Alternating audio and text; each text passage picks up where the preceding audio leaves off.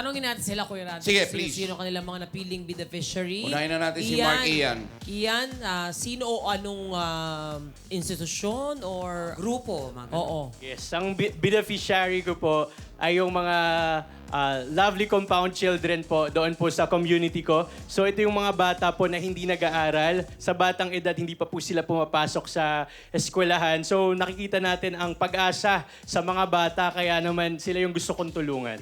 Ganda. Sa mga less fortunate dyan sa... Barangay Kupang po, Muntinlupa. Ay, Muntinlupa!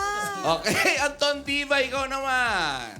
Ang beneficiary ko ay si Mama Marlene Pablo. Si Mama Marlene kasi is, actually Regina ko, pero kajaya ko si Mama Marlene. Oo, ka-diabetic. Diabetic.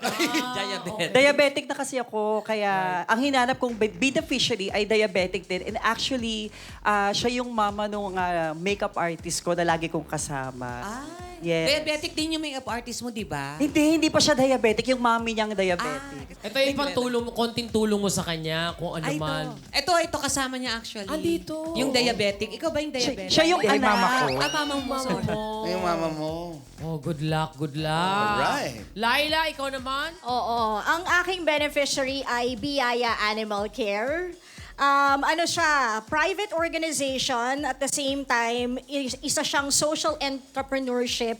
Kasi sila yung isa sa mga nagre-rescue, nagkakapon, nagbabakuna. They go around the Philippines para sa libreng kapon at libreng bakuna ng mga aso at pusa. And nag-educate din sila ng responsible pet ownership. Ang ganda nun. Ganda Kilala natin yun, si Laila talaga, maano talaga yan, animal lover. Oo. Tsaka yung isa pa kasi Kay, alam mo naman, hayop ako, di ba? Ay, ganon. Yan na. Hayop sa galing. Ay, hindi Ganon.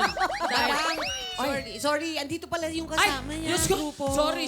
Ayun. Akala ko may nagpaparamdam. Akala ko andyan yung mga pusa. Sa kanila, no? Ay, di ba, ha?